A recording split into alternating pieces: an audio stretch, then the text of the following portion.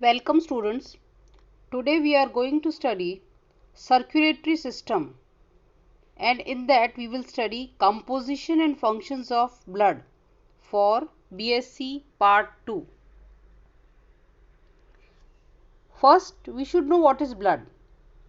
Blood एक fluid है, एक connective tissue है जो हमारे शरीर की arteries और veins में घूमता रहता है और घूमते समय वो ऑक्सीजन, कुछ मात्रा CO2 की, वेस्ट प्रोडक्ट्स और न्यूट्रिएंट्स अपने साथ एक से दूसरे ऑर्गन तक पहुंचाता है। ब्लड बना किसका है? इसकी मात्रा लगभग 8% होती है, 8% of the body weight, that is 5.6 litres in a man, composed of yellow fluid that is known as plasma.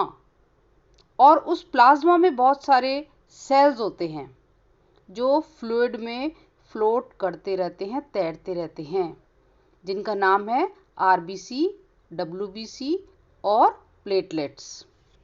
अब देखेंगे कंपोजिशन ऑफ ब्लड। ब्लड में प्लाज्मा 55% होता है, सेल्स 45% होते हैं। अब सेल्स कितने प्रकार के हैं? आरबीसी, डब्ल्यूबीसी और प्लेटलेट्स। सबसे पहले आरबीसी, रेड ब्लड कॉर्पसल्स और इरिथ्रोसाइट्स।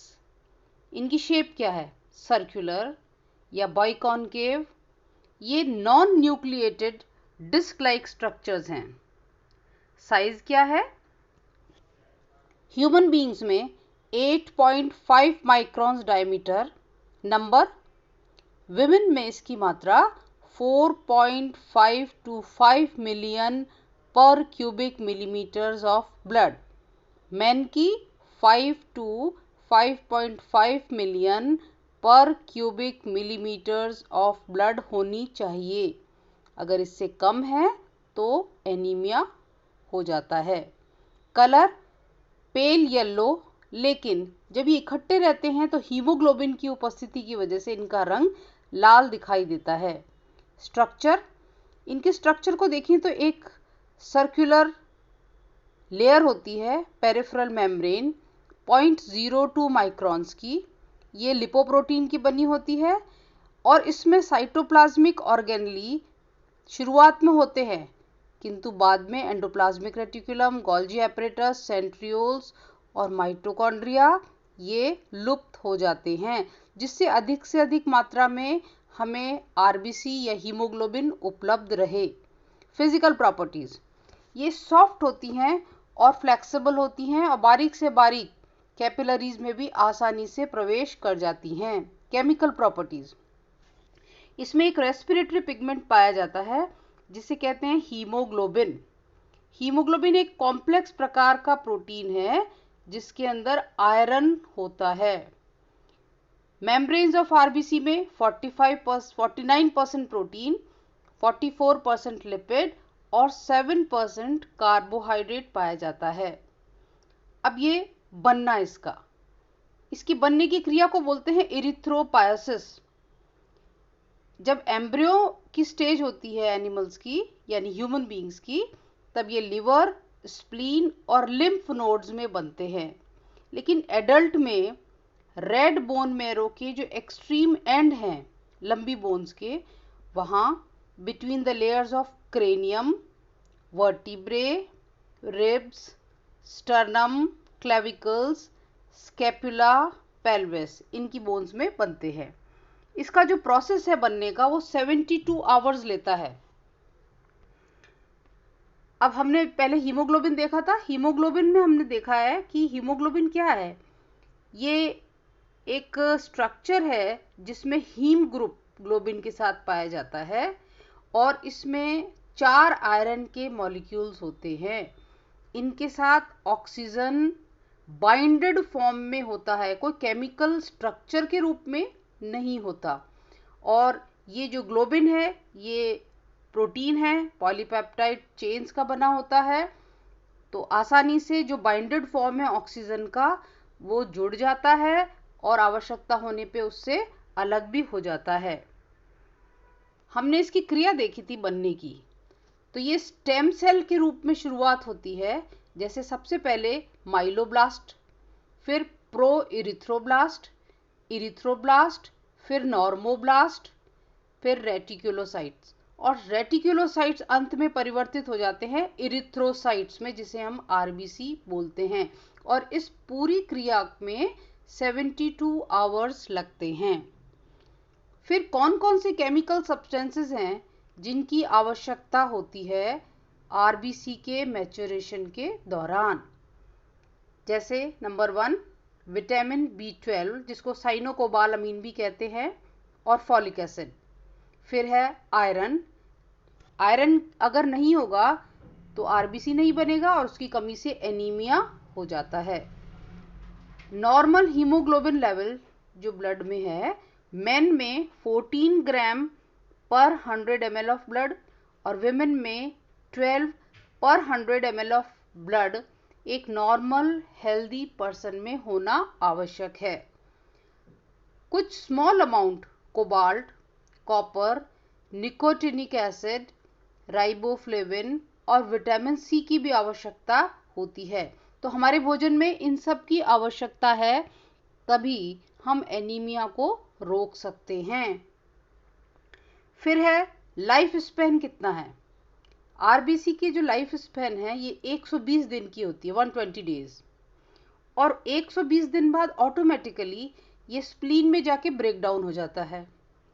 वहां पे आयरन वापस से रिस्टोर हो जाता है, इसका जो प्रोटीन पार्ट है, और जो प्रोटीन पार्ट है वो बिलीवर्डिन में परिवर्तित हो जाता है। बिलीवर्डिन से बिलीरुबिन में, और बिलीरुबिन लिवर में चला जाता है। लिवर में जाके ये बाइल पिगमेंट के रूप में हमारे बॉडी से बाहर निकाल दिया जाता है एज अ वेस्ट प्रोडक्ट। यानी हम 120 दिन बाद आरबीसी ऑटोमेटिकली खत्म हो जाती है, तो रक्तदान करने में हमें कोई परेशानी नहीं होनी चाहिए। फिर देखेंगे हम कि इसका फंक्शन क्या है। हीमोग्लोबिन का फंक्शन है कि ये ऑक्सीजन लेके जाता है, it is a carrier of oxygen. WBC leucocytes जिसे बोलते हैं, ये कलरलेस न्यूक्लिएटेड एमीबॉइड सेल्स हैं जिनमें हीमोग्लोबिन नहीं पाया जाता। इनका नंबर 6000 से 10,000 पर क्यूबिक मिलीमीटर्स ऑफ ब्लड होता है। इनकी जो एमीबॉइड प्रकृति है, इसकी वजह से ये आसानी से कैपिलरीज से लिम्फेटिक सिस्टम में भी जा सकता है, और क्योंकि इसकी फैगोसिटिक प्रकृति है, इसलिए हार्मफुल बैक्टीरिया को अपने अंदर लेके उसे नष्ट करके हमारे शरीर को रोगाणुओं से बचाता है। इसका लाइफ स्पेन बहुत छोटा है। इसके दो प्रकार हैं, ए ग्रेन्युलोसाइट्स एंड ग्रेन्युलोसाइट्स। सबसे पहले ए ग्रेन्युलोसाइट्स। ए ग्रेन्युलोसाइट साइटोप्लाज्म इसके अंदर होमोजीनस है, इसमें ग्रेन्यूल्स नहीं पाए जाते। ए मीन्स विदाउट, और ये लिम्फ नोड्स में बनता है। इसके दो प्रकार हैं, लिम्फोसाइट्स एंड मोनोसाइट्स। लिम्फोसाइट्स ये स्फीरॉइडल प्रकृति, राउंडेड स्फीरॉइडल है शेप में। न्यूक्लियस क्लियरली लार्ज और स्मॉल, 1/4 साइज ऑफ द लोकोसाइट्स। ये लिम्फ नोड में बनता है और इसकी मात्रा, इसका नंबर वूफिंग कफ में बढ़ जाता है। मोनोसाइट्स 2 से 10%, 2 to 10% of total WBC monocytes होते हैं। ये बीन शेप्ड का न्यूक्लियस इसमें पाया जाता है, जो इसकी पहचान है। इनकी आकृति जो है लिम्फोसाइट से ज़्यादा बड़ी होती है। इनका नंबर ट्यूबरकुलोसिस में बढ़ जाता है। ग्रेन्युलोसाइट्स ये एमीबॉइड प्रकृति के होते हैं। साइटोप्लाज्म में ग्रेन्यूल्स पाए जाते हैं और न्यूक्लियस इनका डिवाइडेड होता है लोब्यूल्स में। इनका लगभग डब्ल्यूबीसी का लगभग 70% जो पार्ट है वो इसी प्रकार के ग्रेन्युलोसाइट्स होते हैं और रेड बोन मैरो से बनते हैं। अब ये कितने प्रकार के हैं, बेसोफिल, इओसिनोफिल और न्यूट्रोफिल। बेसोफिल ये बेसिक डाई से स्टेन लेते हैं, इसलिए इनका नाम है बेसोफिल्स।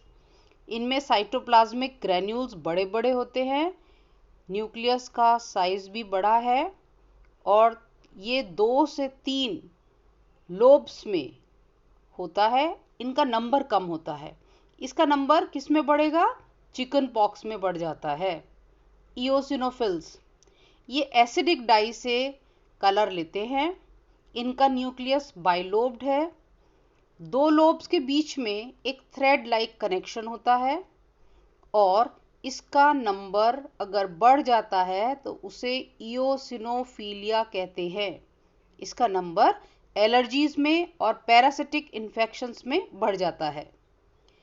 न्यूट्रोफिल्स, ये छोटे छोटे साइटोप्लाज्मिक ग्रेन्यूल्स हैं जो एसिडिक और बेसिक दोनों डाई यानी न्यूट्रल स्टेन से कलर लेते हैं। इनका न्यूक्लियस 3 से 5 लोब्ड का होता है जो एक दूसरे से इंटरकनेक्टेड रहते हैं थ्रेड्स से। इनका नंबर पस फॉर्मेशन के समय, जैसे कोई घाव हो जाता है वहां पस बन जाता है, उनमें बढ़ जाता है।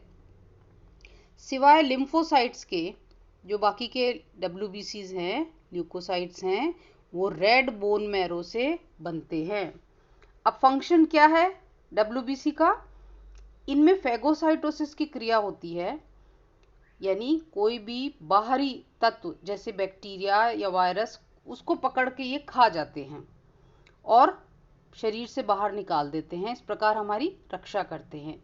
लिम्फोसाइट्स एंटीबॉडीज और एंटीटॉक्सिन्स भी बनाते हैं। इस प्रकार ये इन्फेक्शन से हमारी रक्षा करते हैं। प्लेटलेट्स, ये स्मॉल ई न्यूक्लिएटेड इरेगुलर शेप के प्रोटोप्लाज्मिक डिस्क होते हैं और इनमें इनका बनना कहाँ से होता है? रेड बोन मैरो के प्रोटोप्लाज्म से मेगा कैरियोसाइट सेल्स होते हैं बड़े बड़े, उनके एंड से छोटे छोटे टुकड़े के रूप में बनते हैं। इनका लाइफ स्पैन भी बहुत छोटा है, 3 से 5 दिन का होता है। फिर इनका इंपॉर्टेंस क्या है? इनका नंबर है 3 लाख पर क्यूबिक मिलीमीटर ऑफ ब्लड। ये ब्लड क्लॉटिंग में बहुत इंपॉर्टेंट हैं। अगर प्लेटलेट्स की कमी हो जाती है तो क्लॉटिंग नहीं हो पाती। ऐसा हम देखते हैं जब डेंगू फीवर आ जाता है तब प्लेटलेट्स की कमी हो जाती है। स्ट्रक्चर ऑफ ब्लड सेल्स हमने देखा था, तो हम एक बार उनकी शक्ल को देखते हैं। ये आरबीसीज देखिए, गोलाकार डिस्क लाइक स्ट्रक्चर्स होते हैं बाइकॉनकेव, जो ऑक्सीजन ले जाते हैं, लेकिन इनकी गोलाकार आकृति एकदम स्ट्रिक्ट नहीं होती है, फ्लेक्सिबल होती है और वो आसानी से कैपिलरीज में अंदर और बाहर आ जा सकती है। वाइट ब्लड सेल्स 2 प्रकार के दिख रहे हैं, granulocytes and A granulocytes. Granulocytes में 3 प्रकार हैं, न्यूट्रोफिल, इओसिनोफिल और बेसोफिल, और ए ग्रेन्युलोसाइट्स में मोनोसाइट्स और लिम्फोसाइट्स। फिर देखेंगे प्लाज्मा। प्लाज्मा में 90 से 92% वाटर है और प्लाज्मा प्रोटीन्स हैं। प्लाज्मा प्रोटीन का क्या काम है कि ये एक प्रकार का प्रेशर एक्सर्ट करते हैं कैपिलरी वॉल पर, 25 मिलीमीटर्स ऑफ मर्करी कॉलम, और ये ऑस्मोटिक प्रेशर है जो हमारे शरीर के अंदर रक्त के प्रवाह को बनाए रखता है। They give viscosity to the blood और ये ब्लड प्रेशर को मेंटेन करता है। प्लाज्मा प्रोटीन्स 4 प्रकार के हैं, serum albumin, serum globulin, fibrinogen and prothrombin.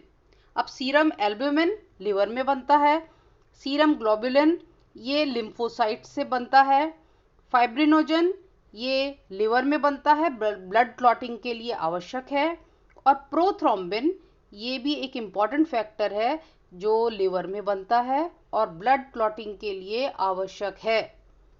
इसमें प्लाज्मा में मिनरल सॉल्ट्स भी पाए जाते हैं, जैसे NaCl, sodium bicarbonate, potassium, magnesium, phosphorus, calcium, iron, copper, iodine, mineral salts.